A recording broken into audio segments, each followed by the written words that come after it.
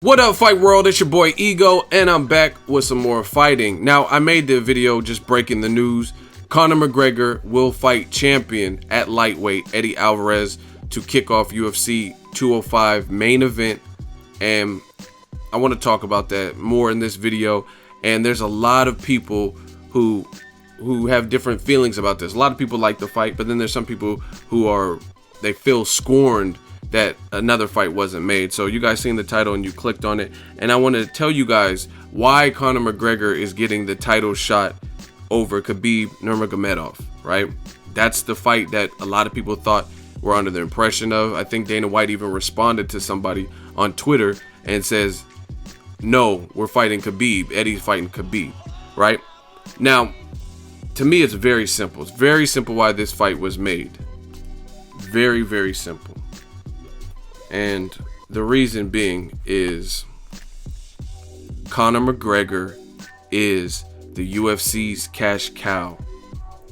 I never said it was right, but that is the reason. Because Conor McGregor draws an audience. He draws a crowd.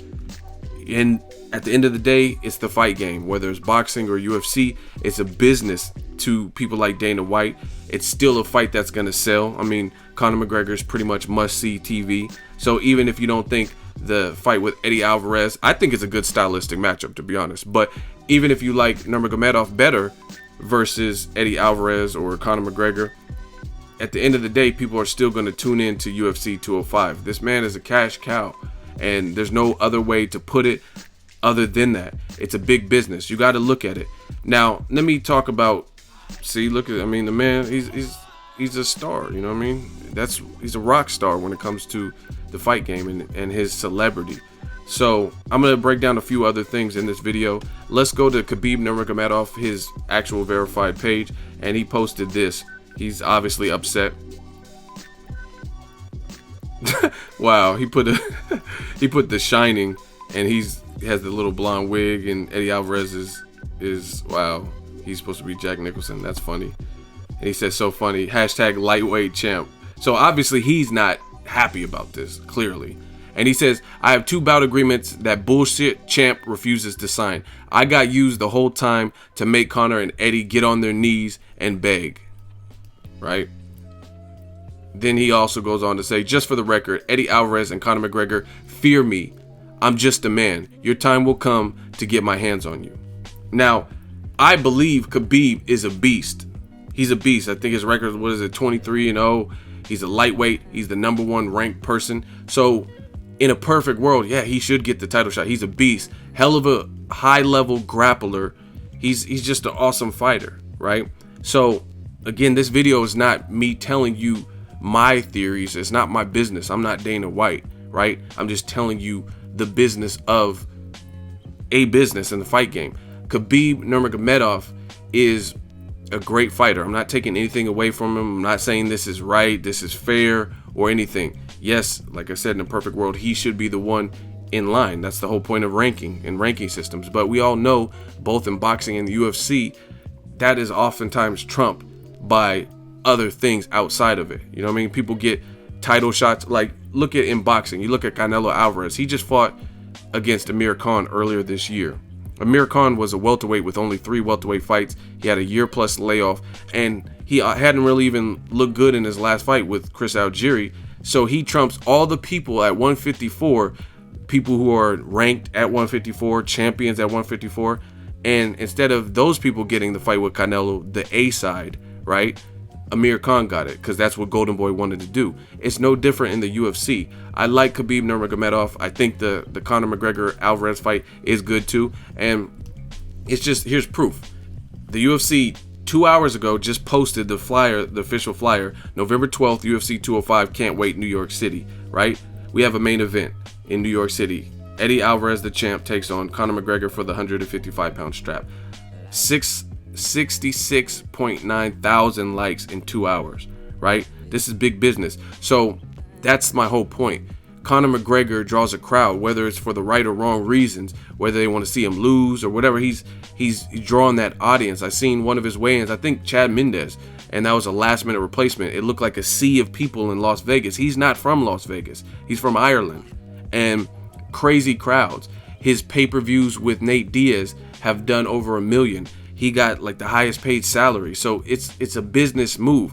Other thing you have to consider, if you're being realistic, not fanboyism and who deserves, if you're just being realistic, this marks the first time that the UFC and mixed martial arts is approved and legal for New York. So this is the first fight, to my knowledge, for the UFC in Madison Square Garden, right?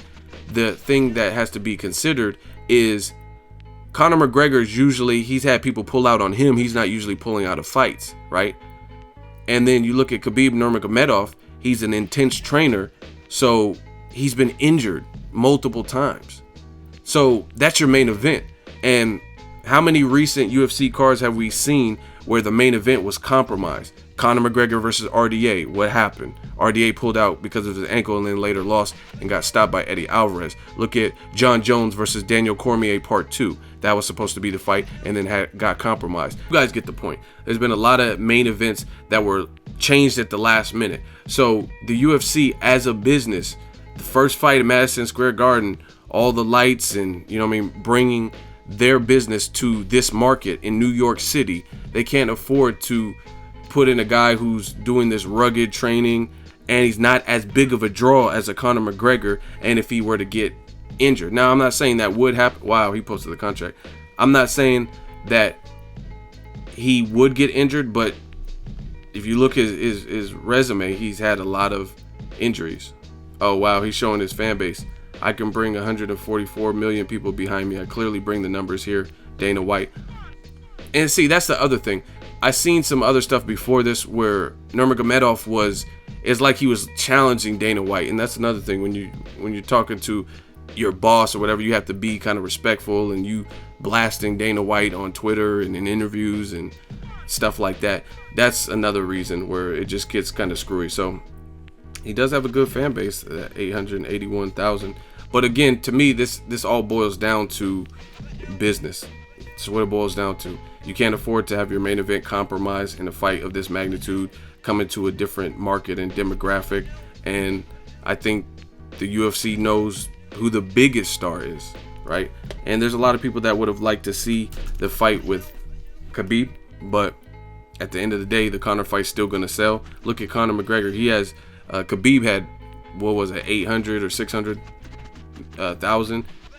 Conor McGregor has 2.42 million. So it is what it is. Whether it's right or wrong, Conor McGregor brings an audience and people tune in to see him. They're trying to close their year strong. So I think that's what it all boils down to. Look at this sea of people once again. And I don't think it's a bad fight.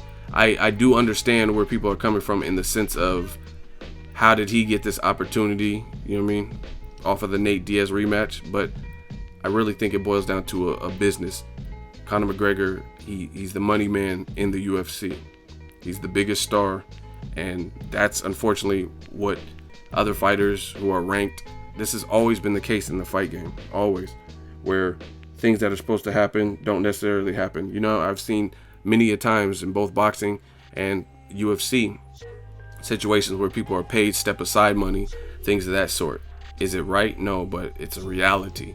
And that's what I try to go off on my channel, realities. Conor McGregor, he has the power, and Dana White's going to try to keep him happy and appease him. He clearly doesn't want to fight at 170 right now.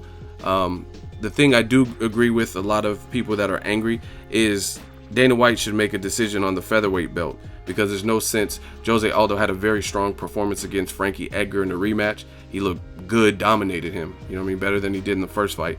And that was coming off the Conor McGregor 13-second knockout. So to me, Dana White should make a decision and strip and make that belt available and make it vacant, because that's not right. So the featherweights can't scrap for the belt. And in Conor McGregor's last few fights, he's fighting at 170, and then 155, and he's not defending that belt. So that's kind of holding the belt hostage. So I do agree with that. But again, to me, it just kind of boils down to politics and keeping your cash cow, your A side happy, whether it's right or wrong.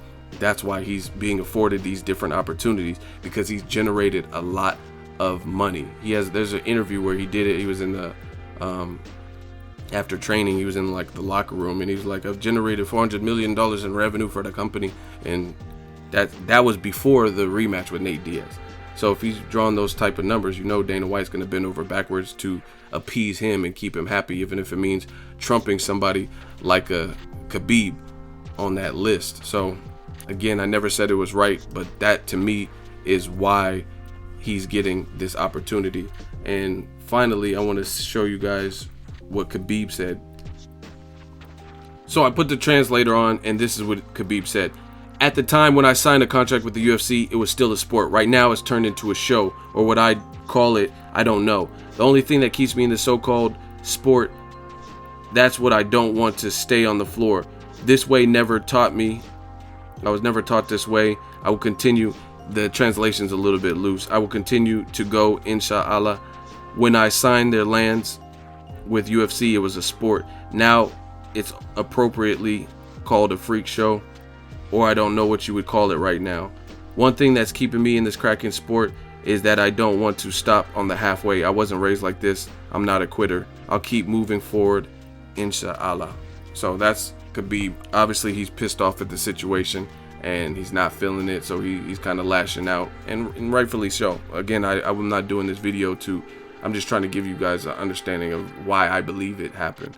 You know what I mean? The bottom line is, when you're a good fighter, sometimes you're avoided, and that seems to be the case. Nobody's like really, they're calling this man a werewolf and all this. Nobody's really in a rush to jump in there with him.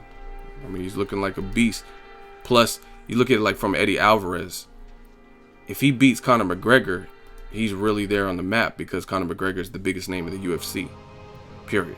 You know what I mean? So of course he's going to want to take a fight with the bigger name, even though he's not the #1 ranked guy at 155. Again, I never said it was right, but that's the harsh times we live in. Let me know what you guys think. Drop it in the comment section. Make sure you like my video as always. Hate, comment, and subscribe. Till next video, it's Ego signing off.